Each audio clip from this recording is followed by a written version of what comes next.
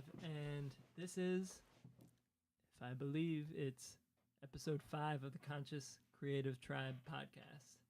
And here I have joining me is Nicole Mantilla. Yes, Mantilla. Mantilla. I wanted to say Mantilla, but I know that's not right. It's Mantilla, yes. Yeah. So we met through me going to your Shakti Flow class. Yes. Which we can get into that later, but let's just dive into this and just introduce yourself to everyone listening, and we'll go from there. All right. I am Nicole Mantilla, and I am an energy and a sound practitioner, as well as a microbiologist.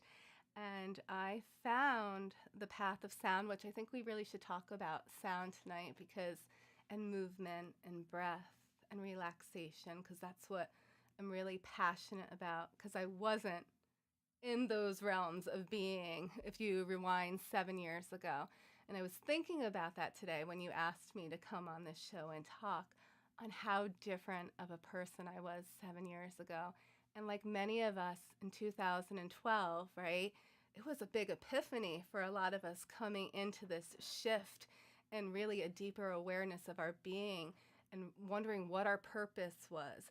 So for a lot of us that weren't living our truth and our authentic selves, we had some major wake-up calls. Mm-hmm. And my major wake-up call was because I've been different. I've been unique since I was a little girl, okay? Seeing angels, communicating, speaking tongues, and just knowing things about people, but feeling like that was way too weird to express to society and to my family. So living in fear and repressing everything, bottling all those issues in my tissues, my body started to really react about 7-8 years ago. And I was having neurological symptoms. I was highly anxious, would go through points of kind of depression because I was so anxious, totally over analytical with the mind, hence, the scientist in me, microbiology, math, and all of that. Totally a left brain person, kind of rigid and not really following her intuition and truth because I was ashamed of it. Let's just break down to it. I was ashamed of who I really was and had a hard time fitting in and kind of was always friends with everybody because I was, in school you'd classify, you have friends that were jocks or would they say the burnouts and the hippies. I was friends with everyone because I could relate to everybody. And so as I was getting older, this, and it was hitting me. It was like I was throbbing in the left side of my face and getting these pains in the left side of my teeth, the upper and lower teeth, and excruciating headaches. So autoimmune diseases run in my family. Multiple sclerosis runs in my family. So I went to see a neurologist about this because it was all, and the dentist, but the dentist referred me to the neurologist because there was nothing on my exams showing anything that needed a root canal or anything like that. So, of course, they want to spinal tap me, they want to do MRIs, and they diagnosed me with trigeminal neuralgia, which is a nerve, the trigeminal nerve, and it's a highly sensitive area that can cause a lot of pain. And so they want to put me on all this medication, and they did because I was at my wit's end. And I didn't realize that all of this had to do with awakening and me starting to live my truth. I was just like, oh my God, my head, this pain only on the left side of my body. So if you think about the left side of your body and then what the right brain is, because the right brain controls the left side, I was going through now, in hindsight, a right brain activation. Because I was not in balance as a human. I was living strictly left brain, over analytical, compartmentalizing my thoughts, and not being in alignment with the creative being that I am, not being in the flow with the universe.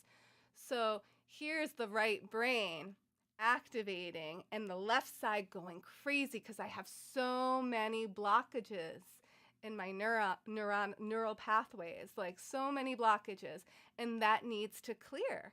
so I can live, my life's purpose. So as I'm going through this whole thing, I used to exercise a lot at home because I had two little kids, found a Sadie Nardini yoga video. And I was like, what's this? I do Pilates, I run, I dance around the house. I did Tracy Anderson videotapes. And I'm like, what is this yoga? What is this yoga thing? And so as soon as I put in the tape, there's this woman and she's like, I want you to focus on your breath and on the tip of your nose and the way the breath enters in. And I was like, oh my God, holy shit, that is like, my nostrils are like pumping. Wait, I've never sat here still to recognize that the breath actually flows into me like this. And then she's like, now I want you to take that into your belly and watch how your belly expands and then falls back towards the spine. I'm like, my God, my body is doing this and this is taking me so deep into myself. I want to learn more. And then as she describes as we do these, spinal twists, how we're detoxifying the internal organs. So here it is, my scientific mind, loving anatomy and physiology, like, ooh, this is so delicious. This is so yummy. Tell me more. And then following the poses and adding that breath to the poses, I was hooked. So I started doing these practices at home. And then I said to my husband at the time, I need to meet people like this. I'm locked away. Like, I'm just on robot mode. I go to work as a microbiologist. I'm a mom to two freaking kids, and I am on robot mode, and I need to meet people like this, because this is where I want to go. This is what I want to do. Like, I want to learn more about this. So, wow, did that open doors. I started taking yoga and my Kundalini, boom. I mean, that went where all those spiritual gifts that I was repressing as a child was coming to the surface. And I really, because I was already seeing a neurologist, I thought I was going crazy.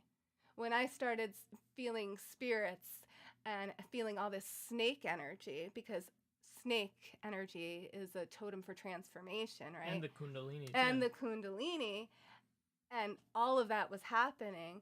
I thought, holy crap, like, am I losing my mind? What is happening? In Savasana, I had so many blocks in my body because I repressed fear all my life, not living my truth. It looked like I had epilepsy. I would start shaking and I was so embarrassed. And it's funny, because I do these, we'll talk more about this, but I do these celestial sacred sound events.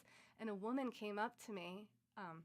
You were there at the event on Saturday. Mm-hmm. A woman came up to me after and she said, my body was like convulsing and I was ashamed. I didn't want you to think that, she was right in the front row. She's like, I didn't want you to think that I was having something wrong with me. The energy was just, I couldn't stop it. And I was trying to stop it. And I was like, no, I've totally been there. And it was a beautiful thing to be able to help somebody and give them answers because I experienced that. So I gave her direction on what to do next time that happens. But that was happening to me. And where I was taking yoga at the time, they weren't spiritual. It was exercise yoga. Yep. So work out, not it a work was in. workout. It was hot yoga, and it was workout. And there's many things that happen along my path with that, but let's just say that the Kundalini awakening led me really fast into spiritual realms, and then eventually I was finding my kind of people to help guide me, teachers and friends and communities, but using a lot of discernment because not everybody works from these pure vibrations of love. So when you're going through an awakening process and because we are spiritual beings here having a human experience and you're having that deep remembrance, it's, you do come across those wolves hidden in, the sheep's clothing. So that happened along the journey as well. But as I was doing this yoga, that opened doors to kirtan too, which was my first experience with, sound on a different vibration where they weren't singing the English language and feeling that in the heart center. But because I was brought up so Catholic, when I walked into the kirtan and I saw these pictures of blue people, Krishna, Mm-hmm. and then pictures of, these gods and goddesses with multiple arms. And then here we go, the snake again, right? The snake is always in that picture, and I'm already having all these snake things.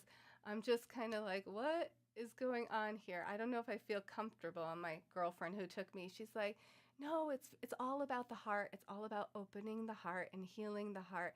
Just feel into it. I'm like, but I don't understand what they're saying. Like, I could be praying to the devil and not even knowing what I'm saying. Like, am I in a cult? Like, Yeah, that's what I used to think I of it was like, as. is Yeah. this a cult? Like, what did I get myself into? And at that time, I sat there and I took it in and I could feel what she was talking about. But I was also met with panicking and resistance because it was so different than what I've been taught. I've been raised on Jesus, raised on Holy Mary. So this was totally different than what I've thought. But really, it was the universe introducing me to the sound current and bringing me back to how I used to speak tongues and how that used to bring comfort to my soul. And so, me going and hearing this Sanskrit, this like delicious language that like weaves consonants and vowels together to increase my vibration, where I was like, wow, this is like, you don't need to go drink any kind of alcohol. Like, wow, this is a high. This is a natural high. Um, so as I experienced that more, I opened up more and felt safe as I got aligned with myself and decided what I was going to let in and what I wasn't going to let in. And that took some time. And so as I found that sound pathway, I also was talking to my neurologist about some of the things that were happening to me. And I was telling him that I was feeling like I was in a mental fog. Like the way my brain used to work wasn't working. And I didn't understand if it was from Grelease. That was the medication he put me on. It's kind of like Neurontin, but it's a higher dose. So he had me on this medicine, and I said, I don't know if it's the medicine or everything that's going on with me, but every every every way that I used to think, everything that I've learned, I was unlearning. It just didn't make sense anymore. The way I was living didn't make sense anymore. So I wound up weaning myself off with the help of my neurologist, off the medicine and healing myself through sound and meditation, to make a long story short, because I know we only have, an hour here to do that, right? Okay. So I wound up going off of that, and that's when I really started into meditation and using my voice. And I bought myself, actually, a friend gifted me a singing bowl, the heart chakra, because I needed to heal my heart. Okay, most of us come here and have so many blockages of the heart. And as we tune in and awaken deeper into our remembrance, we realize the heart is the gateway to the soul.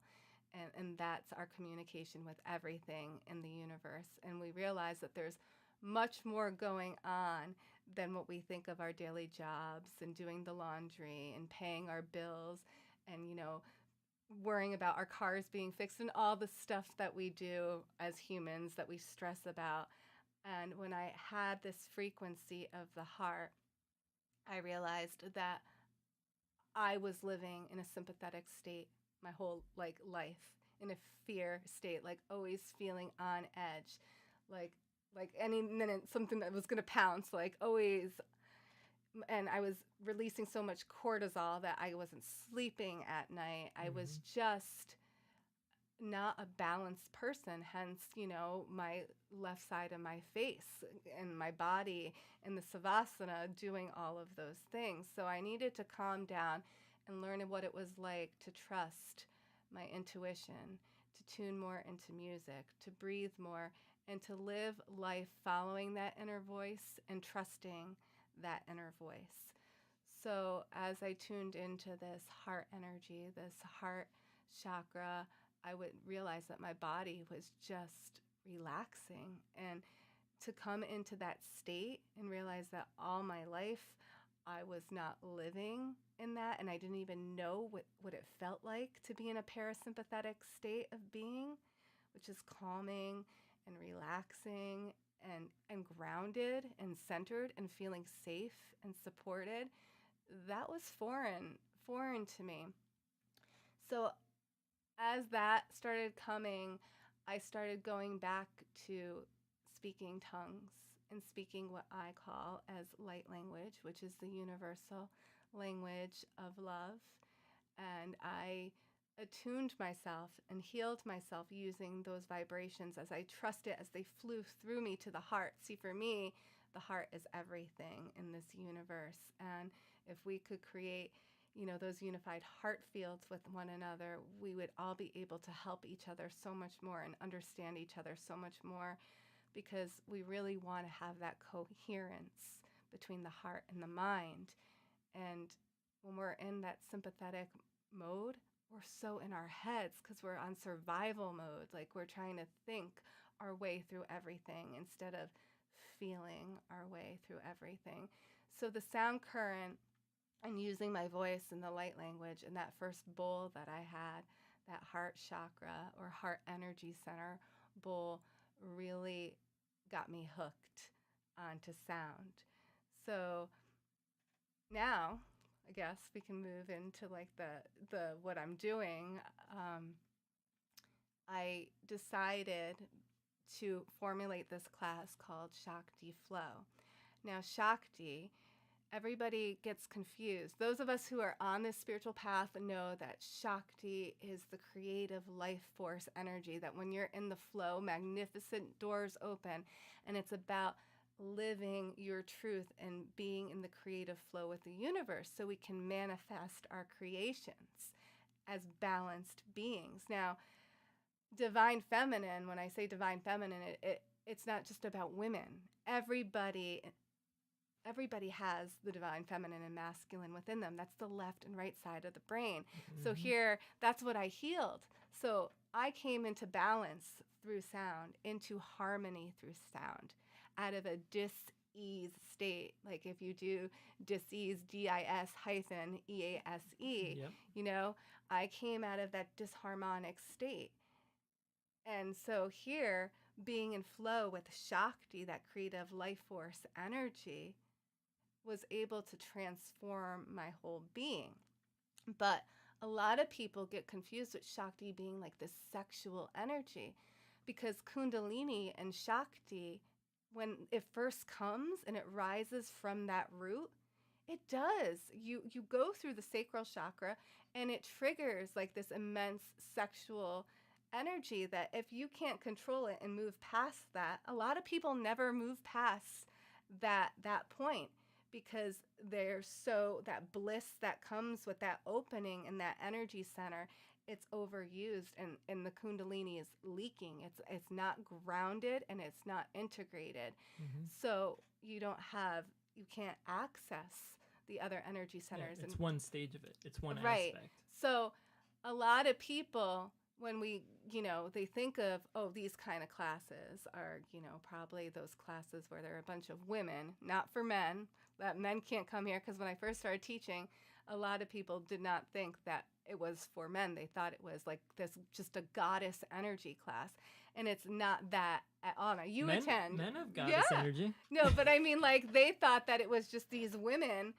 I know a lot of people would be like, I'm not coming. That's probably just a bunch of women, jumping around, shaking their booties. I mean, we do this thing called twerkasana every once in a while, but Shakti has taken on its own life force energy, and it's really to the people in the room. It's given to the energy and what needs to happen for the people in the room, and it's never orchestrated and planned beforehand. The playlist is the only thing that I plan out, and sometimes, like last class, I didn't even use it. Mm-hmm. We all used our voices, which was so powerful, and it took some people. Steve went out of his comfort zone, right? Because I put him on the spot and I asked him to tone. I felt self-conscious for the first time in so long doing that. Right. Because, I've never really sung in front of people, and the few times I did, like, people were like, what the fuck? Like, that kind of reaction I got. So, like, that's always been something for me that, like, would bring up any kind of self-consciousness. Right. So it's good that I was put on the spot, and I embraced it, and I was like, I love this feeling, because I seek out that. Right. Getting out of your comfort zone. Right. Because that's where the growth happens. That's where the growth happens. We got to push our comfort zone. And, and I always say whenever there's momentum too, there's resistance. And then we meet people on our path that pull us out of that resistance if we allow them to. So I'm blessed that I've connected with you, that Chris brought you to the Shakti class. And because since I've met Steve, I've been writing more, I've been journaling more, and you've activated me in many ways just for your presence being in my class. And that's the beauty of Shakti Flow, is we do create that unified heart field where we're all so comfortable. It's like a safe zone for us to all be ourselves. And we know that there's no judgment there. And we use our voices and we use our bodies and we use our breath to become in harmony and in alignment, because, let's admit it, this world is so freaking stressful, that everything on the outside world that comes at us, and a lot of us are empaths and we process shit that's not ours to hold on to. So the beautiful thing at Shakti is, I use the gongs, I use the singing bowls. So when they first come in, I use the method of entrainment with sound to take anybody that's in a lower vibration, that might be. And when we talk about lower vibration, there's thoughts that cause that lower vibration. We have fear, we have anger, we have frustration, we have annoyance. And those happen daily, Even someone just being stressed from work. Right. That kind of thing. So you come in and automatically you're hearing, thymus bowls. You're hearing, I do alpha binaural beat bowls, which that enhances the alpha waves in the brain, activating your parasympathetic system, which also helps you with intuition and clarity and creativity, which we all want to do.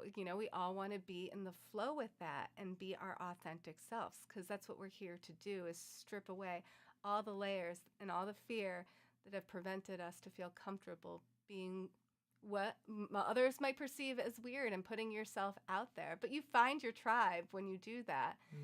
And so as we're listening to this, we use the entrainment to get them back into a harmonic frequency. So with entrainment, I love that, the process of that is like you have two different frequencies, and the higher frequency that is being distributed out, that lower frequency is going to harmonize and have a resonance with that. So it's kind of like they did an experiment with grandfather clocks. They put a bunch of grandfather clocks in a room, and the pendulums were all swinging differently. But if you let them go for like a half hour or longer and you walk back in that room, they're all swinging at the same beat. And that's what happens when we use the power of sound. We bring people back into balance, and it works on a physical, emotional, and mental and spiritual levels, and it works in to those nooks and crannies where we repress things and brings it to the surface. And once it brings it to the surface, it's up to you. You have a choice. If you want to ignore it and like shove it under the bed, like it's just kind of like how you clean your house. Do you do a thorough cleaning, or do you hide things in the closet and you hide things under the bed?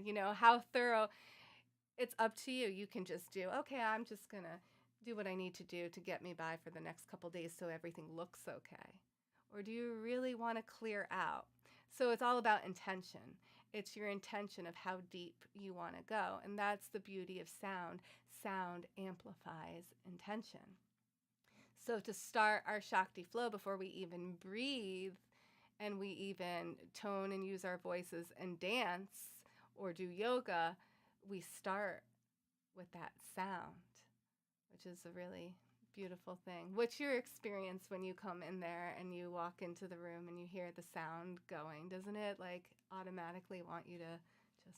It just brings me into a really peaceful state. Right. Yeah, like the first time I walked in, I'm like, this is interesting. And I just sat down and I just started like getting more and more into a peaceful state. It like really facilitated that for me.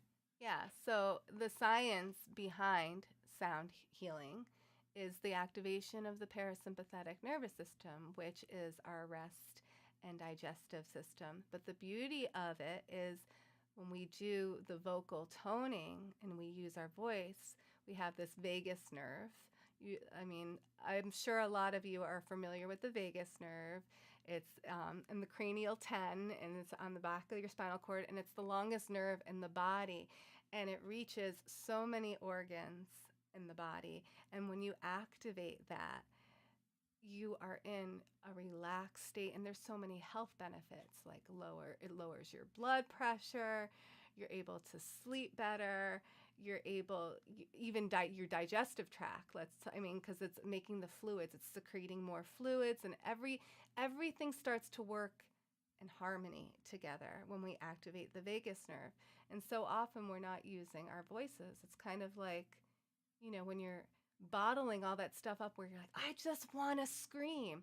Well, why do you want to scream? It's because you've been repressing your voice and how you really feel. So we scream and we have a release, and that is a way of activating our vagus nerve.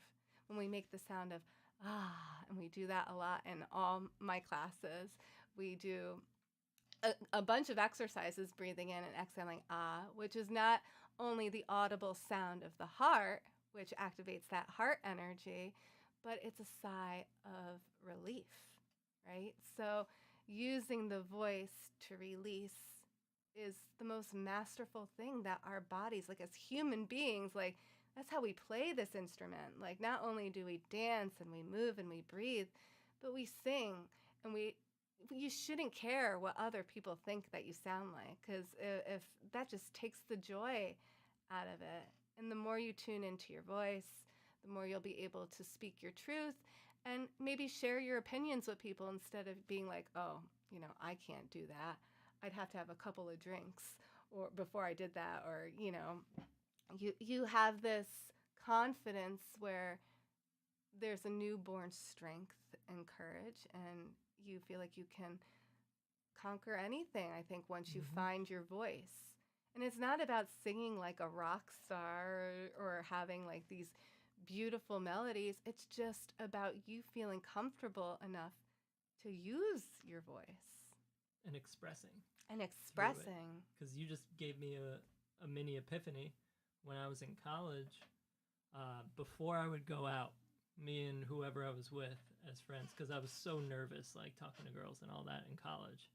But one of the things that helped me was I would freestyle rap with whoever the group of friends I was with before I would go to a party. And a lot of times we would just switch into like gibberish, like freestyling in gibberish. So it would just be like, and we would end up doing that. And then I would go out feeling so much better and more confident and much more able to express myself than if I didn't do that beforehand. Because it's that release of tension, that gripping that we do. Instead of just being anxious and in my head, like, oh, what am I going to say? Like, it just got rid of that and allowed me to express. And that's another thing. It's like we're so in our heads, and so many people are caring about judgment, about what other people think. But when you break it down, it's because we judge ourselves. We're so hard on ourselves, like it's human nature, I guess. We've been molded, and like, can't think of the words. Sometimes my brain does this, but like we're molded to like want to please people, and we grow up like that. And to me, this journey and where I'm at right now, it's like I finally have hit the point where it's like, no, I can't be that people pleaser anymore. I can't be so hard on myself anymore, because it's all about acceptance of yourself and self-love and being compassionate of yourself.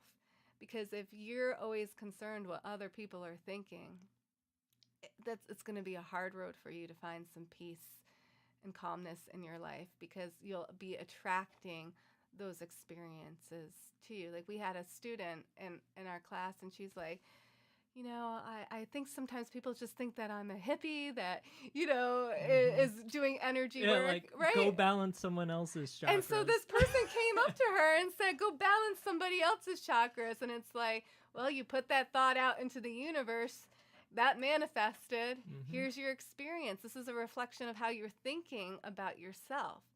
So when we think and judge ourselves, we're always worried that other people are going to be judging us. So we get those experiences that come at us. But that's a grand opportunity for you to be like, okay, enough is enough. I'm going to start owning this. I'm going to start loving this body, loving my truth, loving my uniqueness, my authenticity, and giving it out there. And a beautiful thing happens when you do that. When you align with your truth, you align with the universe, and the universe wants to support that. And when you start living that, doors open and beautiful people that are in harmony with you, that are living their life's purpose, that are connectors, that will open up even more doors for you. And then it becomes co-creation. Like what Steve and I are doing right now. We're co-creating together, and we have some other ideas. Like we're going to do retreats because Steve is all into mindfulness and guided meditation and, life coaching and helping people get on this path of awareness and letting them feel safe and supported, as am I. So it's really beautiful when you get all these like minds together and co-creation starts. Yeah. And we all have our unique blend Yeah. to offer. Like I'm more on the path of writing and things associated with that. But and then you're more into the sound, but sound is also healing for me. So that's something that I've really upped that in my life. Like Yeah. I'll find myself humming more and more throughout the day and that kind of stuff to actually heal and express myself. And I was going to say something about judgment. Oh yeah, during my first ayahuasca ceremony, I'm not sure if I told you this, but the message I got, because I was expecting during my first ayahuasca ceremony, because I heard stories like I was expecting like something crazy to happen, like something really scary to go down. And I asked ayahuasca, like, why aren't you tearing me apart right now? That's the question that I posed. And I instantly got an answer. And the answer was, because you're the best at doing that. And that was just like, poof, mind blown. It is. We are the ones who stand in our way. Mm-hmm.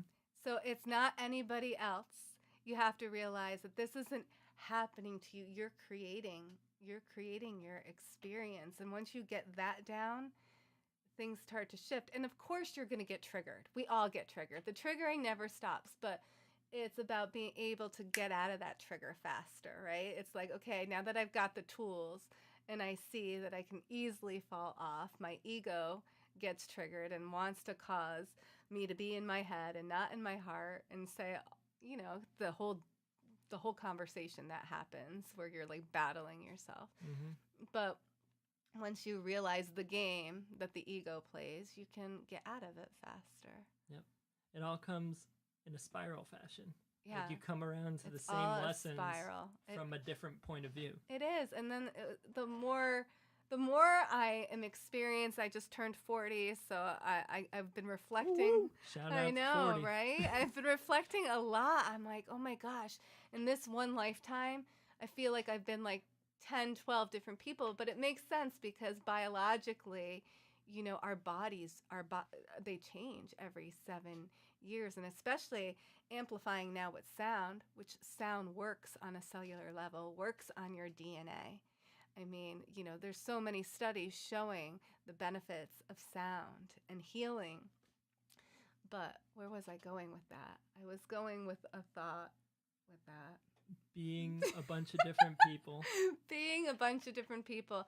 And all the experiences that I've learned is that it's perception. Okay, we have to learn so much about perception because what I perceive as truth and honor to me might be not what's in truth and honor to you. And we all have our different perceptions on things, and we have to accept where people are at, and we can't expect to change them. And if that's their story, that's fine. We just have to learn how to have that sacred neutrality. Mm-hmm. That's a big lesson that I've learned in order to be stable and feel grounded, is when there's so much going around me and everybody has their own perceptions on how things should be.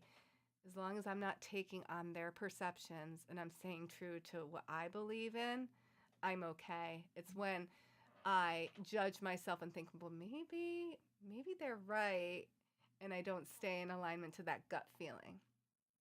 But at the same time, you got to be open-minded to other perspectives. So I'm always using the heart as a barometer, I guess, with that.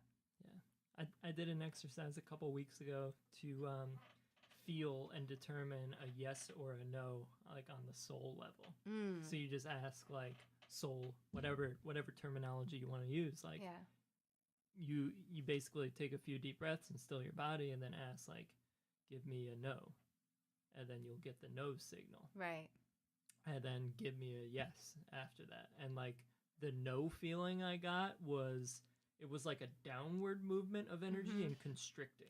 Right. So it almost Right. felt like a pit in my stomach too. So it was Yeah. like downward and constricting, and like I felt it here. Your And gut a yes reaction. was like an Expansive. Yeah, it was an eruption, like Right. like that. That's how I feel, except for me, it's always been in the heart center for me. Same thing though. A no is like a contraction, and actually my shoulders tense, and I'm just like, I feel like automatic no. But a yes is expansive, and everything kind of relaxes, and then there's that wave of energy that kind of spirals around, and that's a yes. But I've also noticed when communicating with soul, whatever you want to call it, higher self, the answers are clear and concise when you're in alignment and you're centered and you're communicating. They're not complicated. So, for those of you who are getting into maybe channeling, automatic writing, asking questions for inner guidance, and playing and doing those exercises with intuition, which I highly recommend, because that is a divine guide. It's your inner tutor, right? Intuition, your inner tutor. It's the best guide that you've got on this journey, which is going within yourself. When it's non-complicated, it's the truth. Anything that gets is distorted and becomes like one question that leads to another question to another question.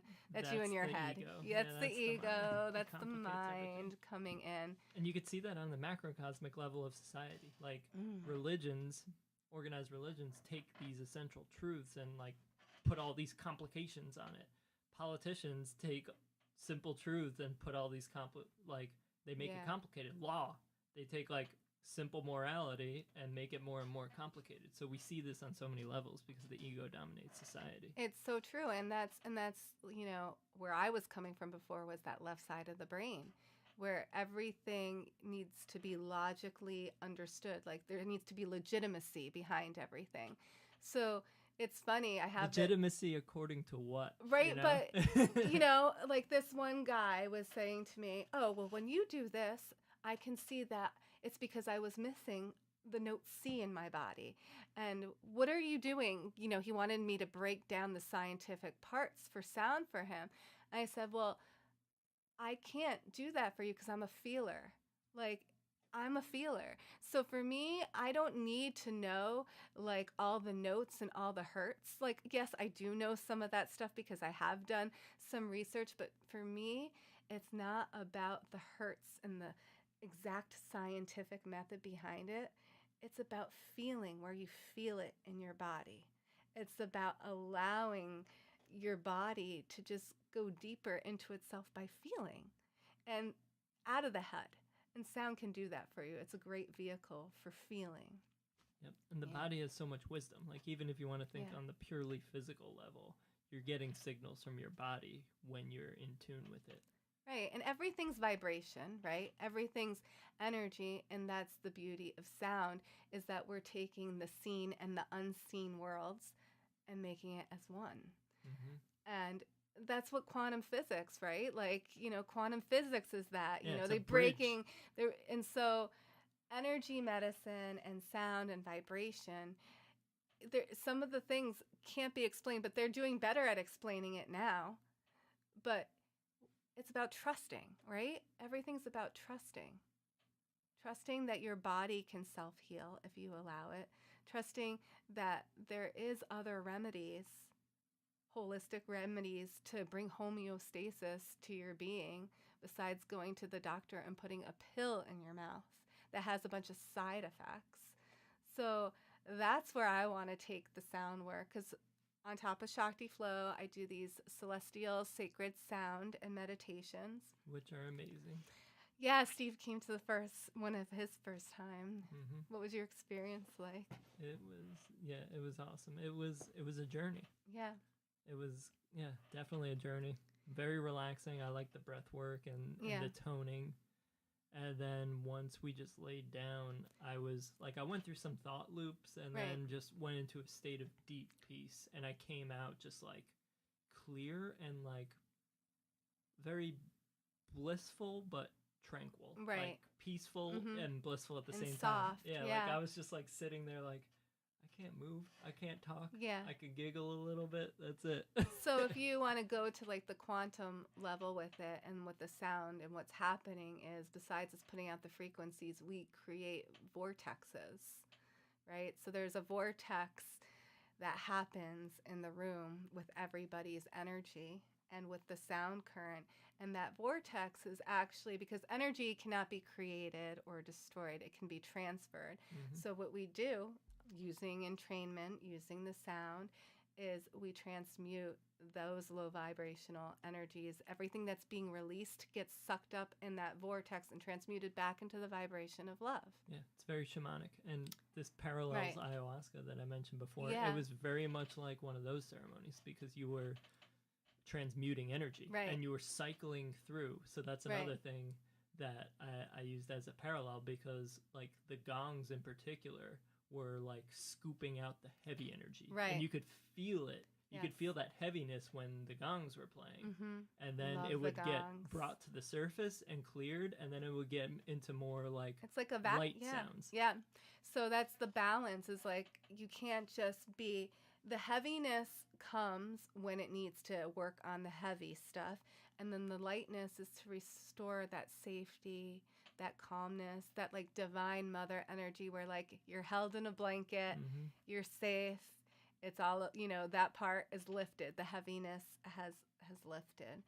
So the sound has amazing benefits, and Dan and I have worked really hard at creating a sacred space and really balancing our masculine and feminine energies. Like, we really, having us both up there, it's like our divine union. You can feel the strength that we're stronger together Hmm. than as apart with one another when we do this work. And it's just been such a blessing. Like, and we get all different types. You don't have to have any spiritual experience to attend one of these. We have people that have never meditated before, which is really great because I do in certain ones guided meditations using color, like the rays. So I can tell you where, go into your belly, let's bring in the white light, and color and sound. When you say the color and the rays and the sound amplifies it, you're really healing on a deep cellular level. So there's a lot of bioenergetics happening and a lot of DNA cleansing and rewiring as well, especially the neural pathways, because our patterns are from those deep grooves in our brain as we repeat the same thing over and over. But Hmm. sound and the ability for me to go in and give you a guided meditation and talk about the axons and dendrites in your brain and have you use color therapy, we can use the sound to create new pathways and grooves. So then you can have a cognitive recognition of like, oh, here I am. I'm in this relaxed state. I'm going to now go along that pathway instead of the old fear pathway. So, Yeah. When you dip into that stillness, you give yourself the power of choice again instead of just going off of unconscious repetition. So you get that centeredness, that stillness, and it's like, oh, I have a choice. Mm-hmm. And that's what like mindfulness is, and awareness to me is when I'm in that state of being mindful and aware, I always have the choice. And a big thing, I'm studying NLP, neuro linguistic programming, That's so and they cool. break down, they reverse engineer what the best psychotherapists have done. And basically, what the best psychotherapists do is help people realize that they have more choices. Mm. That's like the essential work of Right. psychotherapists. So you get to a place where you realize, you create that awareness that I have a choice in every moment, essentially. And that's when the inner voice, the inner tutor kicks in. And that's Mhm. when you use either your gut or your heart for that expansion, yes, or that, contraction, no. And when you have a choice, always pause. Like, you don't have to make your decision right away, too, So we have so many choices coming at us. So use your intuition Yeah. to Sometimes follow that. pausing is the best decision Pausing's you the can best, make. right? I get some of the best insight when I just sit with something. Right. And then the solution or whatever the direction just naturally arises without me having to be like force Right. myself in a certain Because way. the pause stops that reactivity. Mm-hmm. And the reactivity takes you into the downward spiral. And we want the upward spiral. So, yeah. Very cool. Very cool. Yeah, we're definitely coming up on an hour. We are. Where Yeah. are we at? Where are we at? I don't This even- is some good conversation. Yeah, I It can't flew. even see. The time is 7:34 at night. Yeah, What time did we start? somewhere around 6:30. Oh my gosh. Well, so the celestial sacred sound and meditations, we say celestial because, it's all about universal flow. We just want everybody to feel what energy, the source energy, Mhm. God energy, whatever that higher power is to you. That's what you feel when you come to these things. You even walk in the room, and because we do so much prep work and so much praying and laying down sacred space that your body wants to lay down. You don't even want to talk. Nobody's talking when they enter the space. Yep. Everybody's already in the mood because the people that show up are ready to receive, and they know that this work is serious work. And so I hope that you will consider coming to one of our sound events and experiencing it for yourself. It's healing on so many levels. And Shakti Flow, if you're looking to develop your gifts, tune into your voice and breath and meditation and all the things I use to heal myself. That's kind of what that culmination of Shakti Flow is. Everything that I learned on my journey that I needed to keep myself in alignment, to keep myself in check, so I can manifest more, so I could co-create. That's what that class is. Yeah, it's your own unique blend. It's my own unique blend. I don't think that there's anything else out there like that. Nope. I don't. Yeah, and it takes courage to put that stuff out there, and I think and I hope that my students are finding courage and inspired by seeing me just putting myself completely out there and giving from my heart, because I can't do anything else in these environments and now in my life but live from the heart, because I spent so many years not living from the heart and in fear that what I had to offer would be just rejected. Mm-hmm. And there's so much value in it. Like, I personally found incredible value in it. Yeah, you're a regular. Yeah. It's brought so much balance into my life, because I was trying to find that balance between getting stuff done, being creative and producing while maintaining a state of inner peace. And this has really helped me maintain that stillness while still doing things without burning myself out. And then help me clarify my ideas of sharing my other gifts to the world, like public speaking and doing guided meditations and that kind of stuff. So getting more into that as well. So it's really helped me a lot. So thank you for that. No, you're very welcome. I feel like I got Jedis in training in our class. We have so many gifted individuals that have just been, waiting for the right moment when they could feel comfortable to share who they really are 100%. And it's so beautiful to see that everybody is ready and on the verge. So Shakti is about to take a different turn. It's about to be a class where we also allow everybody to practice their gifts and share them. So it's definitely not just exercise. So don't think you're just going to come and get exercise. It's learning. We learn sacred mantras. We also tone the vowels. Sometimes we don't even dance. Sometimes we're laying on the floor doing more like Pilates and energetic kind of movement with guided meditation. It's different. It is for whoever shows up. You get what you need. You get what you need. Spirit guides, and it keeps you on your toes. And I think that it's hilarious because my classmates are like, you never know what kind of playlist you're gonna get. You never know what's gonna happen. It's never the same. It's just a weave of energetic calmness, bliss. it's a roller. It's kind of like an up and down. It takes you through these peaks, these ebbs and flows, just like life. And Mm-hmm. but Yep. we leave grounded, and we leave balanced, and we leave in a more clear state of mind, I think. Most definitely. So, where can people find you online on the interwebs?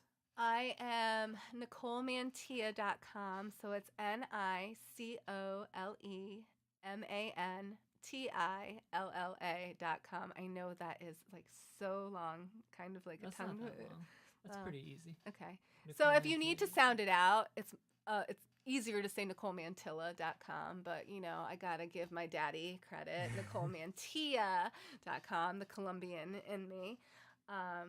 So yeah, you can find me there, and I'm on Facebook as well. My website is in progress, still working on that, but my classes are at One Big Roof in Saratoga. That's where I do the sound meditations. Saratoga Springs, New York. Saratoga Springs, New York.